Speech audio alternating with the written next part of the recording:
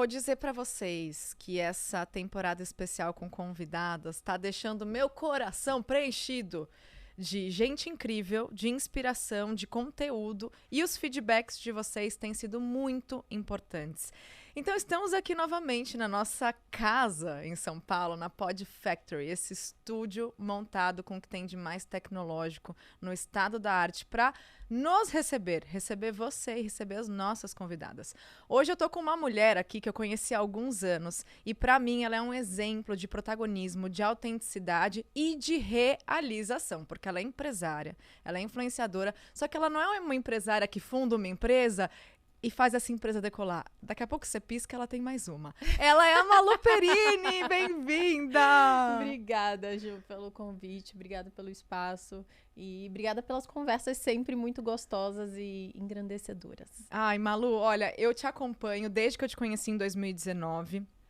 E eu criei assim mesmo essa visão de modelar alguns comportamentos seus que eu acredito que sejam muito diferentes dos meus. Eu não sei como você era quando era mais nova, mas muitas vezes no nosso entorno, ali na juventude, nós mulheres, a gente acaba estando num lugar de competição e muitas vezes de comparação. E uma das coisas mais importantes que eu aprendi com a maturidade, que eu sei que, né, estamos ainda eu aqui com quase 40 anos, mas tem muito que aprender e evoluir. Mas hoje eu vejo assim, se uma mulher se destaca, se uma mulher brilha, eu vou olhar para ela, eu vou reconhecer o valor dela e eu vou trazer para minha realidade, sem me diminuir, mas para aprender, né? Então, de repente, você também se sente assim nesse entorno do passado, nessa condição da competição, da concorrência. A gente não precisa ter essa perspectiva. Então, quando eu trago essas mulheres aqui, é para aprender com elas. Então, quando eu olho para você e te vejo tão autêntica, a gente até fez live sobre isso, eu queria saber como foi para você encontrar essa autenticidade da Malu que fala sobre o que ela pensa, da Malu que é do jeito que ela é, e expõe a opinião e coloca a sua vida para jogo. Como foi esse despertar? Foi sempre assim? Não foi sempre assim. É engraçado que toda vez que alguém me confronta com essa realidade, né? Nossa, você fala o que você pensa, você é muito autêntica, você tem uma verdade, traz isso para as pessoas de forma muito natural. Eu fico pensando, nossa, é verdade. Que loucura! Eu mesmo não tenho tanta noção disso. E eu acho que eu vim na adolescência muito assim. E a gente vai sendo tolhido na adolescência, porque na adolescência você tem uma autenticidade, querendo ou não, algumas pessoas não, mas eu tinha. E eu fui tolhida. E eu acho que é porque vem com muita também ferocidade, né? Você vem com aquele âmbito do jovem que faz acontecer e quer combater, né? Eu acho que o jovem tem muito do combate em si. E eu acho que por isso eu fui tão tolhida pela sociedade no geral. Ai, não fala desse jeito, isso é feio. Ai, você precisa prestar atenção nas coisas que você fala, nem tudo pode ser falado. E eu concordo completamente, né? Porque nem tudo pode ser falado de fato. Mas eu passei por essa fase de me tolir bastante, e aí no início da minha vida adulta, eu era já mais retraída, porque eu tinha um pouco de medo de ser quem eu era, de expor, também porque era, eu acho que um pouco de insegurança quando você é jovem ou quando você começa a viver no mundo adulto, você fala, putz, tem um monte de coisa aqui que pode me ferrar muito, muito forte, né? Então, vamos com calma. E eu fui assim, acho que dos meus 20 até os 26, e a partir dali, depois de ver que eu tinha que fazer acontecer, eu comecei a falar, não, mas peraí, tem uma outra verdade, como que eu posso usar isso a meu favor? E aí eu fui explorando também as coisas que eu era boa e colocando isso pra fora. E eu acho que foi também, eu até comentei isso na nossa live, né? Acho que o grande turning point pra mim foram dois, na verdade. Foi o negócio de descobrir a dislexia. Ai, eu quero entrar nesse assunto, é muito importante. Foi depois que eu descobri a dislexia que eu percebi que eu não era burra, né? Eu até falei isso pra você. Porque a dislexia, pra quem não conhece, é um problema de aprendizado. Então, quando você... É mais comum em homens do que em mulheres, só que tem gente que passa é da família, entendeu? Ah, é hereditário, hereditário? exatamente. E o meu pai é disléxico, ele não sabia, ele descobriu depois. Quem descobriu agora. antes? Eu descobri.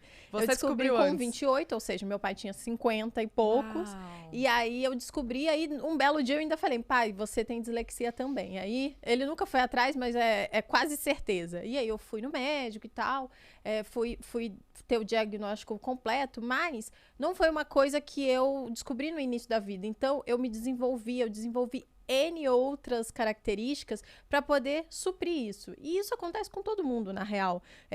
As pessoas que são mais bonitas, elas acabam usando a beleza.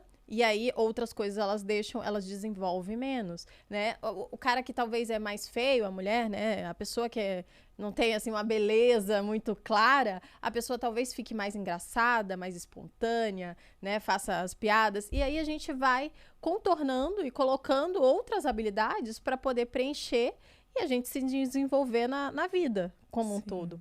E aí eu acho que foi um pouco disso, assim, eu desenvolvi muitas características que vieram a meu favor, e quando eu descobri a dislexia, eu já tinha tudo isso desenvolvido e eu não precisei dessa muleta, que seria, eu tenho esse problema e por isso eu não leio bem, ou sei lá, erro umas palavras e tal. Então isso não foi um problema, mas foi uma forma que eu encontrei quando eu descobri, de pensar, putz, eu tenho isso daqui, e era por isso que eu era mais insegura em algumas coisas. E agora eu não preciso ser tão insegura assim, porque é da minha natureza e tá tudo bem, vamos seguir com o que a gente tem. Mas é interessante esse ponto é da minha natureza, mas não é minha totalidade. Uhum. Porque eu entendo que às vezes a gente descobre alguma característica, e isso eu falo até, tem muitas mães que me acompanham. Às vezes você vai descobrir uma característica do seu filho, da sua filha, não é a totalidade dele, não é a sua também. Uhum. Então, a gente entender de que forma essa parte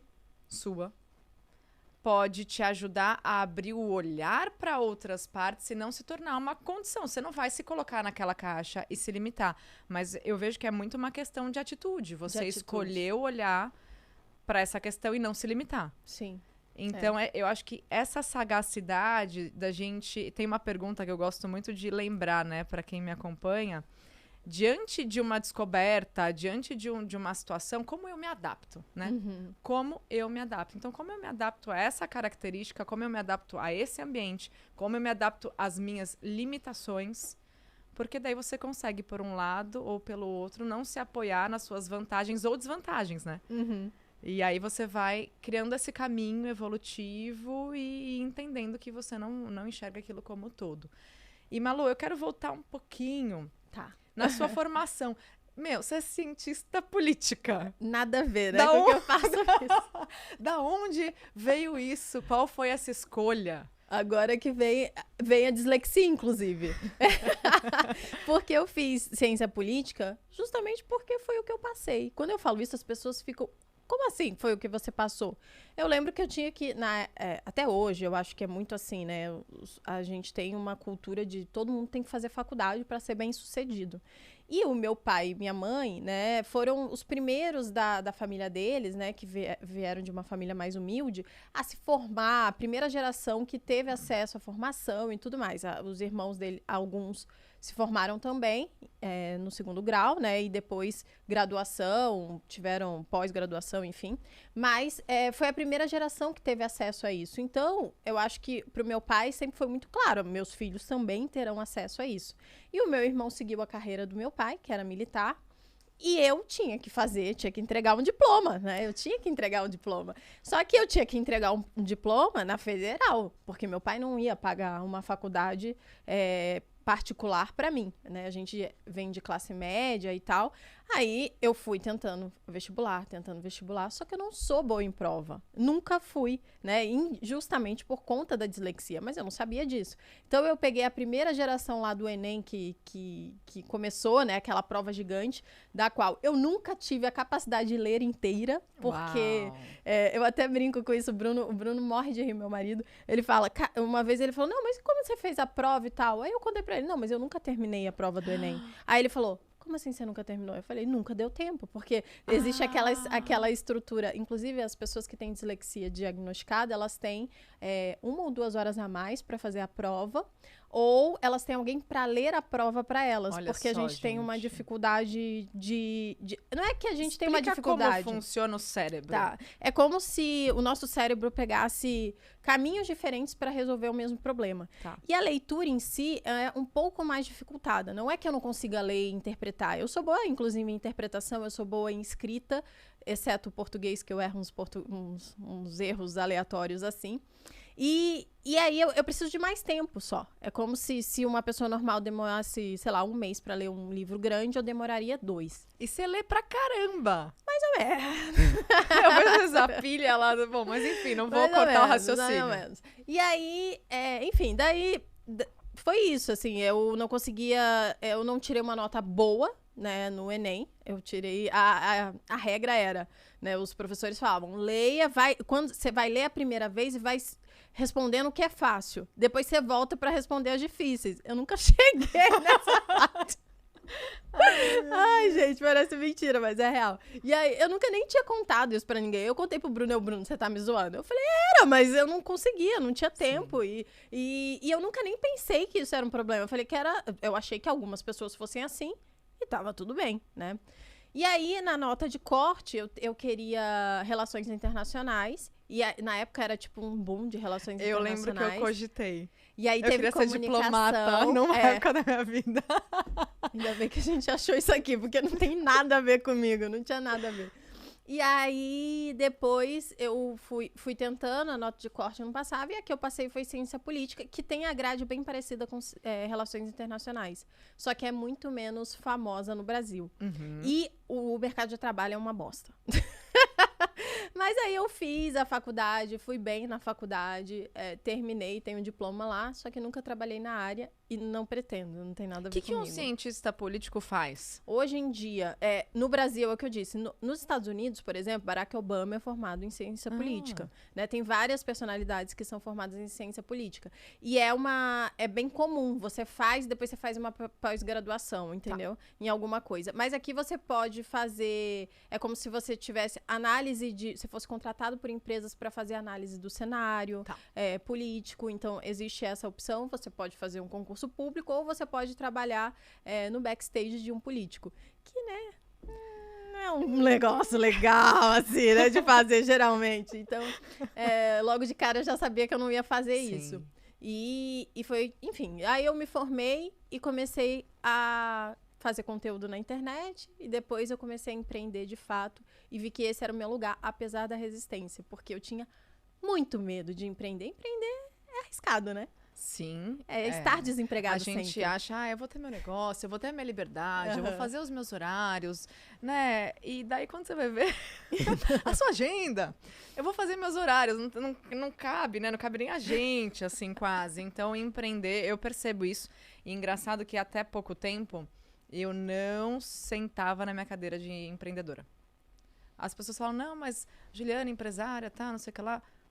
Né, cofundei o Zen em 2016, eu sou empreendedora, mas eu nunca me enxerguei por esse viés. Eu falava, porque eu achava que era uma coisa... Olha, eu entrevistando. E você se enxergava como, no caso? Eu não me nomeava tal. Eu não me nomeava empresária. Eu tinha dificuldade. É como se você tivesse empregos. E daí eu tinha essa dificuldade de enxergar. E eu não sei nem se era uma resistência minha. E eu não sei nem explicar. Até que eu comecei hoje mesmo, eu falei pra você, né? Eu fui no Google, convidada para um evento para mulheres do tech. E que eu sou uma mulher da tecnologia. Prazer. Uma cofundadora de aplicativo, então sou uma empreendedora sim, porque eu achava que o empreendedor era aquele que se tornava o CEO da empresa, ou que pelo menos mexia em alguns números e estava ali no dia a dia, mas às vezes você tem um outro papel dentro dessa empreitada. Exatamente. E para você começar a empreender... Você já estava criando conteúdo na internet. Você sempre falou sobre estilo de vida? Como foi esse começo? Eu comecei com low carb mesmo. Eu comecei falando sobre alimentação low carb. E na época, 2016, 2017, ninguém falava disso no Brasil. Hoje em dia, você vai no supermercado, tem lá pão low carb para comprar. E ninguém nem sabia o que era low carb. Então, eu comecei a falar de forma muito simples sobre o low carb e isso... ganhou corpo rápido na internet porque tinha pouca gente fazendo essa questão de falar de forma simples e mostrar o que era low carb, como que era, os conceitos básicos. Então, por isso que foi muito rápido no início. E foi super legal. E eu sempre comecei e continuo, né, agora em outra embalagem, que eu digo, né, que eu consegui encaixotar outro produto em relação a isso, que é meu produto principal. E aí continuo falando disso, mas outras frentes vieram. Eu acho que eu não vou largar de abrir novas frentes. E o seu, então, como empreendedora, realmente o primeiro projeto foi o Materializa? Não. Eu fiz primeiro um e-book. Aí depois eu tive um produto de cozinha low carb, que eu fiz em associação com uma chefe de cozinha. Aí depois eu nunca achava o meu produto principal. Eu tinha bastante medo também dessa questão de empreender, porque empreender, quando você bota a sua cara, é você que vai levar a porrada, né? Se der ruim. Então, foi difícil para mim também, porque como eu falava de alimentação e estilo de vida, eu não sou formada nem em nutrição, nem em educação física, nem, sei lá, nem E sou te coach. cobravam disso? Não cobravam. Eu Você tinha se cobrava medo mais. das pessoas meterem o pau em mim por conta disso. Porque no final das contas, o que é o Materializa, que é o meu produto principal, né, online? Ele é um produto de hábitos. Então, não é que existe uma formação de hábitos. Você aprende um formato, você estrutura ferramentas para colocar isso em prática e você faz, né? E se der certo para você, ou você procura um outro formato. E eu achei um formato que dava certo para mim e que, no geral, dá certo para muita gente. E aí eu coloquei lá dentro depois nutricionista, coloquei lá dentro personal trainer, e aí eu consegui fazer esse pacotinho que é o Materializa, que é um estilo de vida também que eu apresento para pessoas. E eu falo que o Materializa, ele não é especializado em nada, né? Se você tem um grande problema de saúde, o Materializa não vai resolver aquilo. Ele vai te ajudar a achar os caminhos certos. Ele é um generalista, né? Esses dias eu estava falando sobre isso, eu falei, eu gosto de ser generalista, porque quando eu sou generalista, eu sei um pouquinho de cada coisa e eu sei contratar o profissional que vai me curar, eu sei contratar a pessoa que vai me ajudar, eu sei avaliar o trabalho de outras pessoas com as quais eu vou trabalhar, contratar e usufruir. Muito interessante isso. Então, eu acho que todo mundo deveria saber um pouquinho de cada coisa. É igual quando, né, o Bruno trabalha com finanças. Aí ele chega lá no escritório agora, que eles têm a Portfel, que é uma financeira lá dentro, e aí chega um monte de gente com um monte de investimento cagado, porque a pessoa não conseguiu ver que um nome ali era um nome cilada, entendeu? Era um investimento cilada. Que eu, que não tenho nada a ver com investimento, sei que se me apresentarem esse tal de investimento aí, eu vou saber que não, isso daí é furada. Porque várias pessoas já falaram que são muito claras. E a mesma coisa em todas as áreas da vida, Caramba. Né? Nossa, obrigada pela sessão de terapia. Sabe por quê, Malu? Eu comecei na internet falando de maquiagem, aí depois eu fui falar de comportamento. A minha formação é jornalismo, me ajuda muito a ser uma boa comunicadora. Mas eu tinha esse problema, eu me interesso por muitas coisas.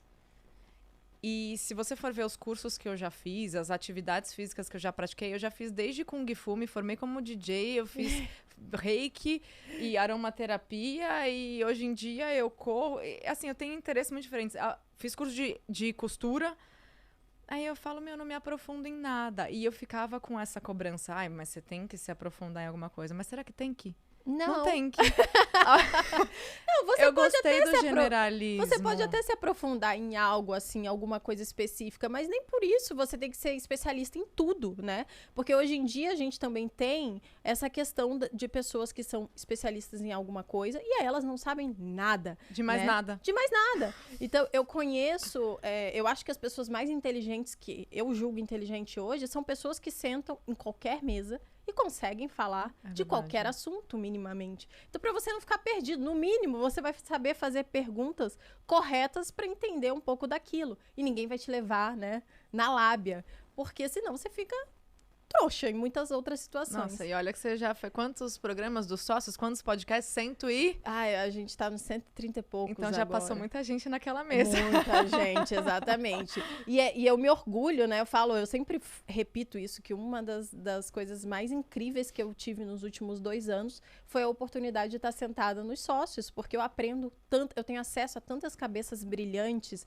tanta gente que vai falar de coisas tão diversas lá que eu talvez nunca fosse procurar sobre aquilo, né? Nunca fosse ouvir sobre aquilo. E aí a pessoa senta lá, fala um monte e eu ganho um número gigantesco de novas referências. Sim. E de uma nova caixinha que se abre, que não ocupa espaço e que você já vai ter ali uma oportunidade de não ser, talvez, enrolado em mais uma coisa. Nossa, baita repertório, baita repertório. Exatamente. Eu quero voltar agora para os seus empreendimentos. Vamos lá, porque tem muitas mulheres, né? Especialmente, eu acho que numa fase da vida em que, de repente, elas se tornam mães e querem empreender. Você hoje tem a MAP Sports, que são as suas marcas, né, de moda. Uhum. E você tem a Vibrio, Uhum. que é o sex shop. Sim. Quem veio primeiro e como foi isso tudo? Qual foi desses projetos o mais desafiador? A MAP foi o mais desafiador e é até hoje. E eu acho que vai demorar um pouco para deixar de ser. Quanto tempo você lançou? Eu tenho a MAP há 1 ano e meio. Tá. E a Vibrio veio um pouquinho antes. Inclusive, quando eu lancei a Vibrio, a MEPRE já era embrionária, né? Ela já estava lá, já tinha a marca pronta. E a gente já estava tudo no planejamento. Mas eu estava com muito medo, porque eu era uma pessoa que não tinha nenhum contato com a indústria têxtil. E eu não era uma pessoa que sabia me vestir bem. Eu não era uma pessoa que estava... em contato com a moda. Pelo contrário, eu era avessa à moda antes. E quando a MAP chegou, eu já estava numa caminhada de... Putz, quero me vestir melhor, quero entender melhor sobre isso.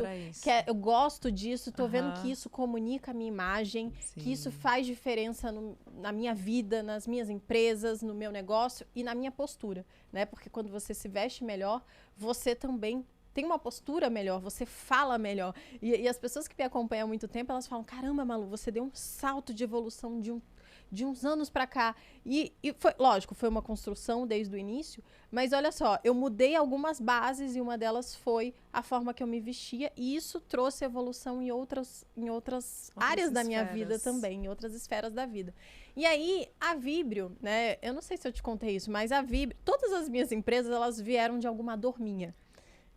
Mas o empreendedor, gente, ele é um solucionador. Exato. Ele vai pegar uma dor e vai falar de que forma eu posso ser um solucionador. Então, para você que está aí nesse começo do empreender, é isso. Entenda, né? Conheça o mercado, entenda essa dor, de que forma você pode solucionar, tem os seus benchmarkings, as suas referências e por aí vai. Então, naturalmente, se era o Zen também era uma dor minha. Então, se é uma dor sua, mais genuíno que isso... Não tem como, né? Exatamente. E aí, inclusive, você falando isso, hoje eu recebi uma pergunta na caixinha que era assim, você acha que as suas empresas dariam certo se você não fosse famosa, se você não tivesse exposição? E aí, eu sempre que eu olho, né, e ela ainda escreveu, não sou hater. E ela tá certa quando ela pergunta isso, porque realmente é uma questão, no entanto...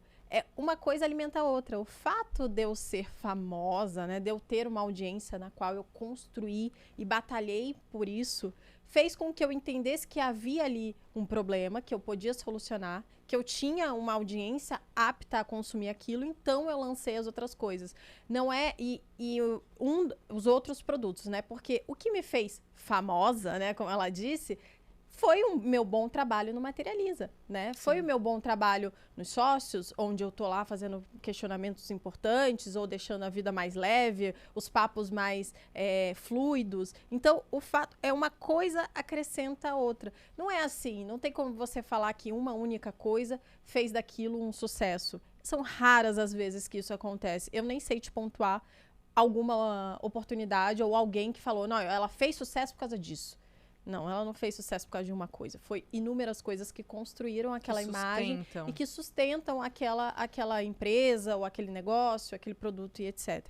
Então, o Materializa, ele veio primeiro como uma forma de englobar essa expertise que eu tinha em hábitos, em alimentação, em fazer daquilo funcionar de fato, porque no final das contas, as pessoas às vezes têm acesso a muita informação na internet sobre hábitos, sobre alimentação, e não conseguem juntar isso e fazer acontecer.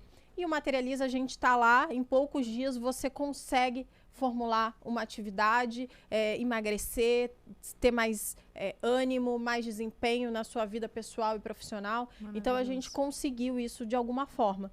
E aí, depois disso, né, com a minha audiência lá, eu estava falando sobre meu autoconhecimento, sobre sexualidade, porque eu era muito travada nisso. Eu até brinco que... Sério? Eu era. Tava aqui essa pergunta. Mas eu não vou nem precisar eu perguntar em que momento você se sentiu bem resolvida sexualmente, livre sexualmente, porque você aborda isso, mas pode continuar sua linha de raciocínio que tá maravilhoso. E foi assim, foi um despertar que eu tive. Eu falei, cara, tem alguma coisa que tá faltando. Eu acho que as pessoas estão vivendo algo a mais que eu não tô vivendo, que eu não conheço.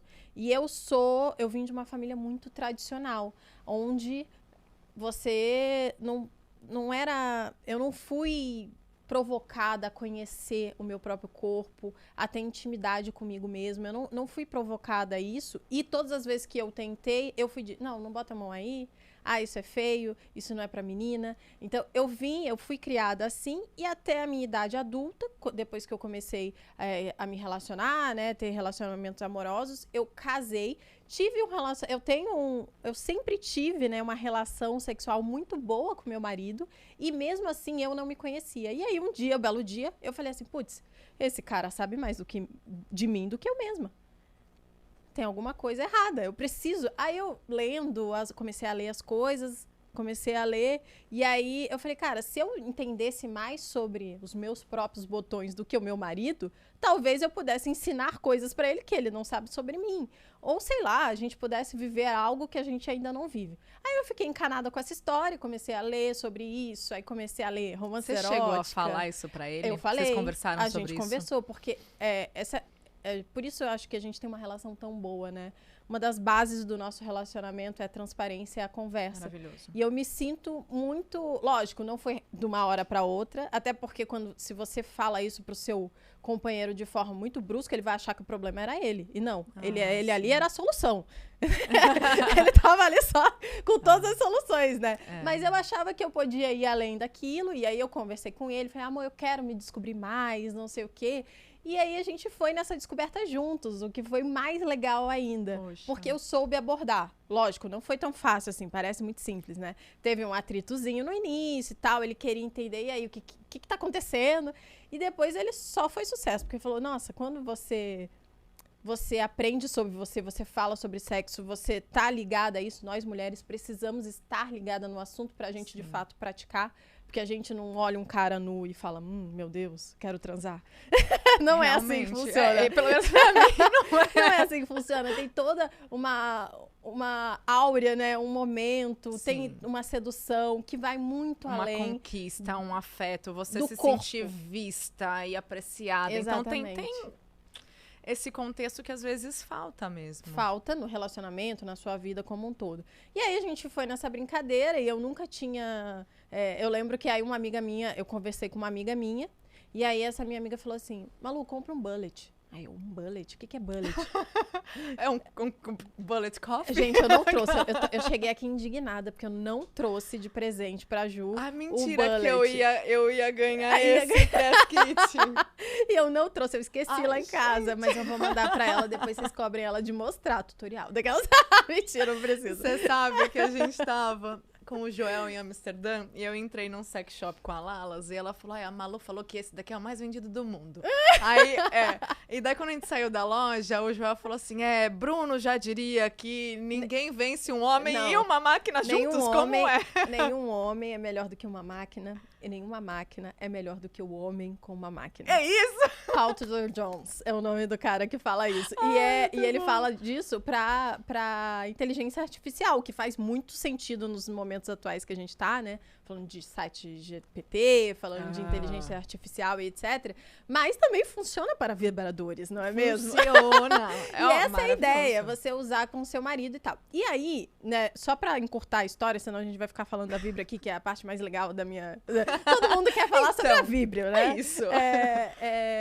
Só pra encurtar a história, eu lembro de eu falar, vamos comprar o Bullet, pra quem não sabe, é um vibrador pequenininho, do tamanho de um batom. Que geralmente é o de entrada. É o de entrada, que você não vai enfiar em nenhum lugar, no caso, mas é o de entrada. E aí, pra você usar no corpo, no clitóris, enfim. E você vai se descobrindo com aquilo. Você dá na mão do seu parceiro, por exemplo, ele pode usar em você, o que é muito legal, porque se divertem, ele se sente incluído e tudo mais. E ele, como pode até descobrir coisas que você mesmo não sabe, né, sobre você mesmo. Então, é super legal. E aí, eu fui comprar esse vibrador. Aí eu fiquei com vergonha de entrar nos sex shops. Eram todos vulgar demais, era feio, não era elegante, né? E aí o Bruno comprou, eu lembro, eu falei pra ele pesquisou, comprou. E aí depois de um tempo eu fui indicar para as seguidoras, falar, gente, isso daqui é muito legal de ter, né? Você pode usar com seu parceiro, é muito tranquilo, não é nada que vai agredir ele, né, visualmente. Sim. Também, porque não é um fálico, né? Não tem nada disso. E aí eu fiz uma parceria com um sex shop que era tipo uma revendedora, porque nenhum que eu olhava, eu falava, não quero associar Malu Perini a isso aqui. Não tem nada a ver. E aí eu fiz, e a moça passou a vender muito, né? Ela sempre esgotava as coisas dela. Você descobriu um potencial business ali. E aí foi indo, né? E aí eu ganhava uma grana, assim. Eu ganhava, tipo, uns 15 mil reais a cada quinzena. Era muita grana. E eu ganhava uma percentagem de 5%. Então, ela tava faturando em cima disso daí. E aí, numa viagem de final de ano, um dos meus sócios hoje falou, Malu, a gente conversando e tal, eu falei dos números pra ele, e ele ficou assim, meu Deus, você tá deixando dinheiro na mesa, vamos abrir um sex shop. Aí eu falei, eu? Malu Perini, meu pai é militar, o que você vai achar disso? Eu pensei na sua família, tipo... Olá, família, naquele almoço de domingo. Olá, família, tudo bem? Eu sou a Malu e eu vou abrir um sex shop. Tipo, não, eu nem perguntei, né? Mas aí, de cara, eu falei, não, jamais. E aí, o Raul falou assim, não, eu vou te apresentar uma ideia de sex shop que é totalmente diferente do que você já viu na sua vida. E aí, se você gostar, você entra como sócia. Se você não gostar, você não entra. Aí eu, beleza. A gente bêbado, isso no ano novo, você acha? Eu achei que era uma conversa de bêbado. Passou uns 2 meses, ele me falou, Malu, vamos marcar a reunião do sex shop. Deu. Você tá falando sério? Daí eu tô falando sério. Existe, o projeto existe. Eles me botaram lá o projeto, e aí, na verdade, na época, eu até falei, olha, tinha que ser elegante, tinha que ser... Não podia ter essa pegada apelativa que as pessoas botam no sex shop, né? Que é uma coisa vulgar, feia, que acaba que uma pessoa, né? Uma pessoa de família, né? Que tem um marido e tal, não se sente confortável em entrar. Você quase se sente agredido quando você não entra naquilo. No momento da vida de muitas mulheres, que não mulheres. estão ali na loucura, sei lá, na pegação, ou que às vezes nunca nem estiveram nesse lugar. Nunca estiveram, exatamente. E aí, ele me apresentou o que é a Vibrio hoje. Pra quem estiver ouvindo ou assistindo a gente, pode entrar. É vibrio.com.br ou então a Vibrio no Instagram. E a gente conseguiu trazer uma identidade visual muito sóbria, sabe? A gente é tudo preto e branco, tem uma pegada anos 60, 70, é lindo, assim. O Instagram. Não é nada vulgar, então você se sente acolhido quase, sabe? Eu brinco que eu criei um novo público de sex shop no Brasil, porque são pessoas de família, pessoas sérias que falam, putz, isso daqui não tem nada de errado, é só uma brincadeira com meu parceiro, algo a mais, e vou usar. Então, hoje em dia, a gente já é o 3º maior sex shop do Brasil, a gente tem 2 anos. E e aí foi assim, e foi ótimo, foi fácil, porque eu tenho sócios maravilhosos que fazem tudo. E a gente é muito mais fácil fazer o sex shop, porque o produto, alguns produtos novos vira e mexe, não é todo dia você tem que criar alguma coisa nova, como a moda é. Por isso é tão mais desafiador. Eu brinco que a moda é perecível, né? Se você cria, daqui a 3 meses, 6 meses, aquilo que você criou já não vende mais. Porque já passou da moda, muitas vezes. Por isso que a MAP é mais atemporal? Por isso que é. Porque assim, eu pelo menos... Malu, uma peça de roupa pra mim, hoje em dia, Eu prefiro ter bem menos e de melhor qualidade. Eu prefiro usar e repetir. E que isso tenha uma vida longa do que ficar naquela coisa como era lá atrás, quando eu falava de beleza. Eu acho que eu até me perdi de mim quando eu queria estar com todas as tendências o tempo todo. Nossa, eu não consigo. Hoje eu vejo totalmente diferente a moda. E eu sinto que a MAP, ela é isso, assim. Ela é atemporal, é a mulher elegante, que não vai fazer quebra-cabeça pra combinar uma coisa com a outra, porque tá tudo ali seguindo uma linha de raciocínio. Hoje, por exemplo, eu tô com essa camisa que é MAP e... Cara, faz, sei lá, uns 20 dias que eu não tiro ela do corpo e cada hora com uma proposta totalmente diferente. Sim. Hoje eu tô bem básica, mas eu já tive fashionista, coloco um negócio por cima e cada hora eu monto uma coisa. Então a MAP tem disso mesmo, de você ter a peça pra sempre. E também, além disso ser mais confortável pra mim, também falar muito sobre o que eu sou de fato, porque eu acho que eu sou mais atemporal como estilo e como pessoa, né? Eu quero que as minhas ideias, elas fiquem, elas permaneçam, por mais que a gente evolua e mude de ideia. Eu não sou uma pessoa que penso muito diferente. Eu quero ser diferentona, fazer uma tendência muito... Apesar das pessoas falarem que eu e o Bruno somos muito inovadores, a gente não se vê assim, a gente se vê muito tradicional, muito pé no chão, no final das contas. E a MAP veio assim também. E aí, como eu não conseguia achar essas roupas, né? Eu falava, nossa, é difícil achar o que eu quero, achar uma blusa bonita, achar uma coisa com identidade, mas ao mesmo tempo que vai perdurar ao longo do tempo. Aí surgiu a MAP, mas é muito mais difícil de fazer.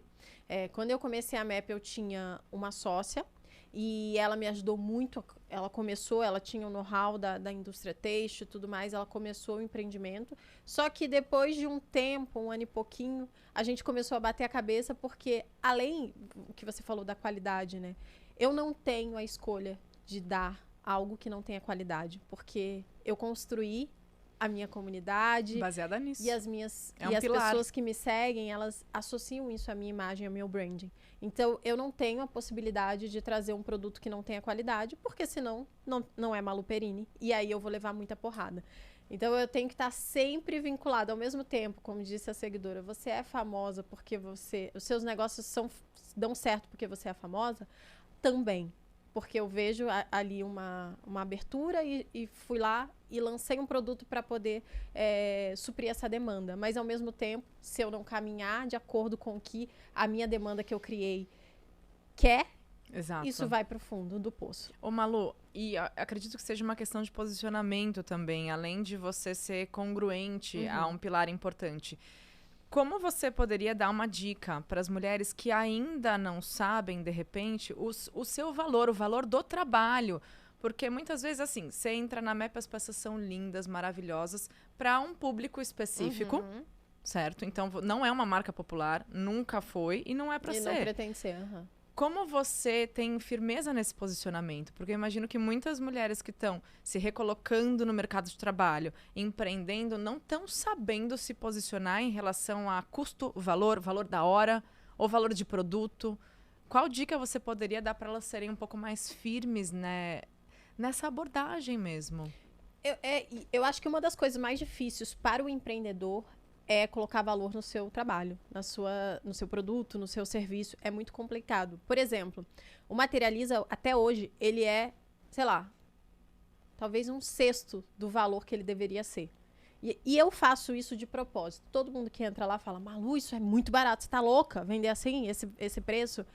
Mas eu quero atingir mais gente. Eu quero dar acesso a pessoas que não têm acesso a isso. Então, ele é mais barato porque eu quero vender para um público, para vários públicos. Então, eu tenho lá de médico, embargadora, gente que tá lá, e é incrível, né? Porque com os sócios a gente abordou gente com poder aquisitivo muito alto. E eu tenho gente que é dona de casa, a mulher que tá vendendo biscoito para poder colocar dinheiro em casa. Então, tem gente de todo... E abarca todo mundo lá dentro, as pessoas conseguem seguir. E ele é feito para isso. Tá. Já a MAP, não. A MAP, por conta da qualidade, eu não consigo vender mais barato. Não é que eu não quero. Não, e assim, vamos falar de impostos, do quanto custa? Porque eu já tive uma marca lá no passado e, gente, assim, eu espremia... Só que eu espremia tudo, a gente vai querer remunerar bem, ter uma cadeia consciente da produção, a gente não vai, imagino, né, porque eu conheço os seus princípios. Gente, é uma coisa quando você vai ver e a margem. É muito Como caro. você vai ter um negócio que você não tem margem? Você precisa, senão o seu negócio vai falir. O seu sonho vai entrar pelo ralo. Então tem que ter uma consciência disso também, né? Sim. E a indústria têxtil, no Brasil, não facilita nada, né? Tanto é que um tecido, se eu tenho metade algodão e metade poliamida, eu vou pagar o imposto para cada metade. É muito... Não, essa eu não sabia. Então, tipo, se eu pego, né, eu compro o meu tecido lá em BH e produzo aqui, eu pago o dobro de imposto, porque eu pago de lá e pago daqui. Então, tem várias coisas que complicam a nossa vida, que no Brasil é uma piada essas coisas, mas infelizmente a gente vive aqui, a gente tem que empreender e dar um jeito. Mas voltando à sua pergunta sobre se colocar, se posicionar e cobrar, eu lembro que eu tive muita dificuldade em fazer isso, por isso eu estava até me justificando para mim mesmo, por que eu cobro tão barato no Materializa, porque todo mundo fala, né? Inclusive os meus sócios falam, Malu, você tá louca, né? Tem que cobrar mais caro e tal. Exatamente porque eu demorei para entender que tinha valor. Hoje é consciente, né? Antigamente era por medo mesmo. Ele começou metade do valor que ele é hoje e era muito insegura. Então eu fui colocando, falei, vamos testar e tudo mais. Mas eu entendi o valor da minha hora quando eu comecei a gerar dinheiro. Demorou muito tempo para eu entender e botar credibilidade no meu próprio trabalho. Porque eu antes de ser empreendedora, eu fazia os trabalhos domésticos de casa. Isso tem muito valor, porque a gente deixava de gastar dinheiro com os trabalhos domésticos. Mas, ao mesmo tempo, era um valor a mais, porque é você que tá dando estrutura para sua casa, né, para sua família, né, tá tudo pronto ali, tá tudo organizado. E isso é de muito valor. Se você tem uma família, eu não tenho filhos ainda, mas eu imagino que quem tenha filhos é ainda mais valoroso isso, né? Porque você organizar a sua rotina, né, organizar a rotina do seu marido, dos seus filhos, é um puta trabalho, a gente sabe disso. E aí eu comecei a entender o valor, de fato, disso, de dinheiro mesmo, quando eu falei, putz, eu podia estar fazendo outra coisa que ia me dar mais dinheiro e eu tô aqui lavando meu banheiro. Então, eu vou pagar alguém.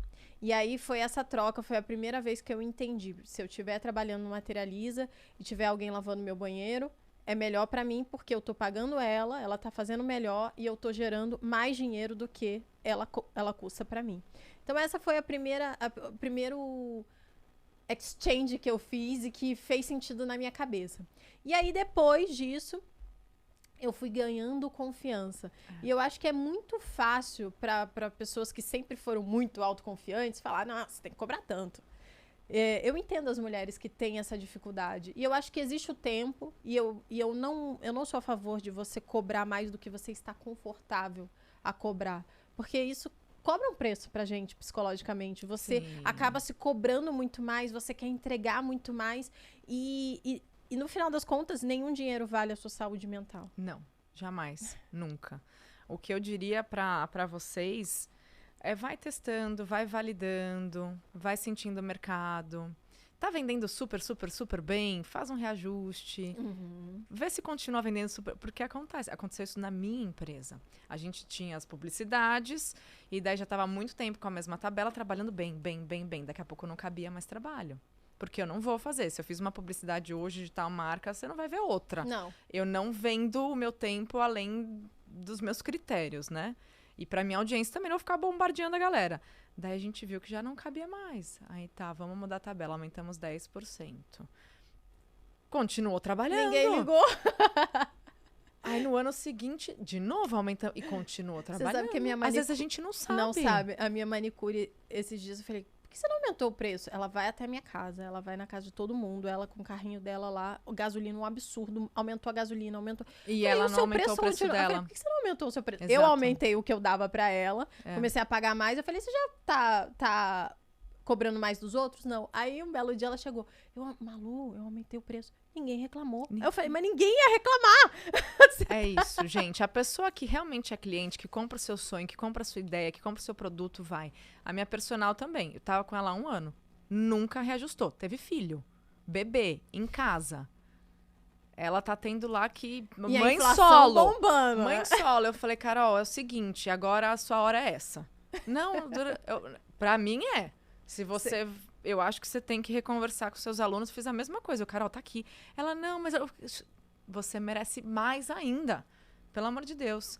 Então, peguem essa ideia, esse modelo mental e levem aí pra vida. Eu acho porque... que é exatamente isso. Primeiro, eu não sou a favor, né? Sempre que as pessoas falam, eu tenho muita dificuldade de precificar, eu acho que eu cobro caro e, na verdade, a percepção das outras pessoas é barato. Tem uma questão de o barato demais, geralmente as pessoas não valorizam. Sim. Então, sim. você tem que prestar atenção nessa questão. E o outro é aumentar devagar, mas sempre ir lá e se reavaliar. Olha, o que eu estou entregando, o que as pessoas estão percebendo sobre esse trabalho. E aí você aumenta, mas com calma, não precisa, né, ir lá e aumentar um absurdo, porque você não vai se sentir confortável e, no final das contas, não fecha a conta. Exato. E, assim, outra diquinha que eu daria é não precisa ficar se justificando. Foi mal bonitinho. Você falou, porque eu fiquei se justificando. Uhum. Que às vezes a gente fala pro cliente, não, porque daí eu aumentei, porque... Não, aumentou, pronto, acabou. Esse é meu preço. Que eu acho que é uma questão de trabalhar essa autoconfiança que eu sempre falo pra vocês, que a gente não conquista e coloca na prateleira e vai estar sempre lá. A autoconfiança, ela precisa de manutenção. E muito provavelmente você não sai de casa comprada de autoconfiança. Você vai ter ao longo do processo, enquanto você se desafia, enquanto você reajusta aí o seu valor, enquanto você fala não pra quem quer pagar menos. Então, assim, eu entendo que às vezes a gente tá num cenário que a gente não pode dizer não. Eu já estive, eu tenho certeza que a Malu também. Mas aos poucos vai delimitando até onde você pode ir para não sacrificar o seu tempo, a sua saúde mental, a sua sanidade e o seu valor também. Então, essa mensagem que eu deixo para vocês. Malu, eu queria que você compartilhasse com a gente uma leitura, um filme, alguma coisa que você adora. Eu tô relendo, na real, agora, inclusive um livro que tá atrás de você, que é Ferramentas dos Titãs, tá em inglês ali, Tools of Titans. Tim Ferriss, o Krika tem em casa, nunca li. Eu amo o Tim Ferriss, é maravilhoso, e é uma leitura legal, porque você não precisa ler o livro todo, você viu que é um calhamaço, mas são várias personalidades lá dentro, que ele vai pegando as ferramentas que essas pessoas usam para colocar no dia a dia delas e deixar a vida mais produtiva e fazer o seu trabalho melhor. Então tem lá de tudo, tem de alimentação, a treino, a ferramentas mentais, a meditação. E é super legal porque tem umas frases que você lê e fala, caraca! E tipo, já valeu, né? Dia. Tipo, às vezes você só bate o olho na frase e já... Exatamente. Esses dias eu tava fazendo uma puta reflexão lá no Instagram exatamente porque eu li uma frase que a gente tava falando sobre medos, né? Porque... a gente, no livro tinha uma frase onde falava que para você derrotar um medo, você tem que nomeá-lo primeiro. E isso é genial. E eu tenho... as minhas amigas falam que eu tenho uma saúde mental muito boa. E eu passei algum tempo atrás aí, meio derrapando na saúde mental, porque eu estava sobrecarregada de trabalho. E eu sempre me vangloriei de ter... realmente essa autocapacidade de me avaliar, perceber os limites e falar, putz, aqui não, aqui sim, vamos dar uma baixa. E no ano passado eu não consegui. Eu atolei, tive uma sobrecarga, mas até no meio disso tudo eu olhei e falei, caramba, peraí, vamos lá. E aí eu fui aos poucos remanejando as coisas e tudo mais. Mas aí a reflexão foi de uma coisa tola, assim, porque eu sou muito boa em perceber os meus medos. E esses dias eu comprei um carro novo, sonho do carro e tal, o carro perfeito, caríssimo. aí eu fui lá no escritório novo da MEP, as vagas são micro, e eu tinha uma vai vendo, já vai sentindo aí, né? E eu tinha uma outra reunião no escritório do Bruno, e eu tava, tipo, em cima da hora. Eu fui sair, eu raspei a beiradinha do carro. Ai. E eu sou, modéstia à parte, uma boa motorista. E eu fiquei arrasada. Fiquei, acho que uma semana falando, meu Deus, o carro, não sei o quê, raspei. Que absurdo. E, tipo, raspei assim, nem dá pra ver. É quase impossível de ver. E aí, quando eu entrei no estacionamento novamente, me peguei com medo de colocar o carro numa vaga. E aí eu falei, não, essa vaga é muito pequena, meu carro é realmente bem largo. Aí fui, não, essa vaga. E toda vez eu ficava procurando uma vaga mais larga pra eu colocar o meu carro. E aí eu parei e falei assim, você tá com medo de colocar o carro na vaga? Você dirige também? Que besteira. Aí eu passei, sei lá, uns 15 dias estacionando nas piores vagas existentes. Só pra se testar. Só porque eu falava, eu posso, eu vou, larga de ser besta. Boa! Aí eu ia lá, estacionava e tal. Aí depois de uns 15 dias eu falei, tá bom, porque demora um pouquinho também, às vezes, dependendo da vaga, né? Tá bom, Malu, pode ir lá embora, que você Pode já relaxar, provou já a tá tudo você mesmo que você não certo. tá com medo. E aí, no final das contas, tô lá. Eu posso botar em qualquer vaga, mas eu boto às vezes na vaga mais pesada, mais apertada, mais larga. Porque eu nomeei aquele medo. Muito bom. Gente, fui lá. a vida é uma vaga apertada que você escolhe se você vai ou não vai parar. Mas se você não parar, talvez a vaga não apareça de novo. Pois é. Então, ó, amei. Malu, eu quero uma dica para as mulheres que estão nesse processo, como você relatou, de se conhecer. Saber do que gosta, de conhecer o corpo. Gente, olha, tá tudo bem. Se você fala, ai, mas eu tô com não sei quantos anos de casado, ou eu separei, ou eu... Gente, é sempre tempo de você olhar pra você. Sim. E além de olhar pra você, é saber o que você gosta. É saber o que te faz bem. Qual dica você dá? Eu vou dar uma dica totalmente diferente do que você imagina. Eu poderia falar, compra um vibrador lá na Vibrio, né? Aproveita, mas não. Você pode fazer isso se você quiser também. Mas, se você ainda não conhece o copinho, olha, eu vou dar uma dica ecológica, inclusive. Você conhece? O copinho, O copinho coletor menstrual. Aham. Uma das minhas chaves para conhecimento do meu corpo foi usar o copinho. Porque, acredite, boa parte das mulheres, elas têm medo de colocar o copinho, porque elas nunca botaram o dedo no canal vaginal. Elas não sabem o que é. Então, em vez de você pensar, ai, vou me conhecer, não. Você vai usar o copinho. Ai, Malu, ficou preso. Meu Deus do céu, nunca mais vou usar. Não, você vai aprender. Você vai toda a menstruação, você vai lá colocar o copinho, tirar o copinho. Isso talvez mude sua vida. Interessante, né? E a relação com a menstruação também. Sim, menstruação... porque as pessoas têm um pudor de falar isso, né? E não pode sangue falar não disso. é sujeira, é seu processo fisiológico, é a sua natureza se manifestando. Entendo e respeito quem opta por não menstruar, mas eu tenho uma relação muito mais saudável com a minha menstruação hoje e uso o copinho desde antes da Liliu. Desde 2016, me identifiquei e me traz conforto. Nossa, é muito confortável, E gente. você entende realmente ali, você entende como fazer uma pressãozinha para ele descer, para você tirar o vácuo, para você puxar. Então, de fato, é uma nova forma de se cuidar num momento importante da sua feminilidade, da sua natureza, da sua até... Como Engraçado, se fala, porque né? você falou É isso, o transbordar do nosso... Você falou isso e pra mim, eu sou muito contra a mexer em qualquer coisa que vá contra a minha fisiologia natural. Então, tipo, não é que eu sou contra você tomar alguma coisa. Não, você pode tomar o que você quiser. Mas, tipo, mexeu demais? Como assim? Desde que a gente menstrua cada... Eu te entendo porque a gente se identifica cada muito mês. nisso. Aí eu fico assim, eu achei até curioso você fazer esse adendo, nada contra quem opta por não menstruar, mas eu achei curioso. E é fisiológico, como você disse. E o que eu queria lembrar que a palavra é fertilidade, né? É uma manifestação ali do seu momento e tudo mais. Então, eu acho que ter criado essa relação saudável com a menstruação, pelo menos pra mim, porque eu passava muito mal quando era mais nova, mas passava muito mal. E eu comecei a plantar minha lua. E com o copinho me ajudou muito, que basicamente é você devolver pra natureza, pra terra, um pouco do seu sangue. E, gente, desculpa se esse papo tá sendo muito pra você, mas eu planto a semente. Você sabe que eu considero que tenha sido um processo de cura, porque você devolve pra terra. Você pode ter uma plantinha no banheiro mesmo, né? Não precisa sair andando pela casa, né? Com o copinho. Mas... Aí você, tipo, põe um negocinho pra quem usa calcinha de menstruação também, se deixa de molho, devolve um pouquinho do seu sangue pra terra, agradece pela sua saúde, pela sua fertilidade.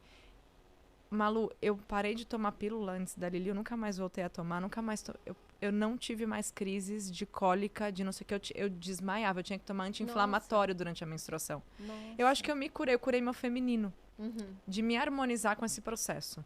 Mas enfim, gente, tá bom.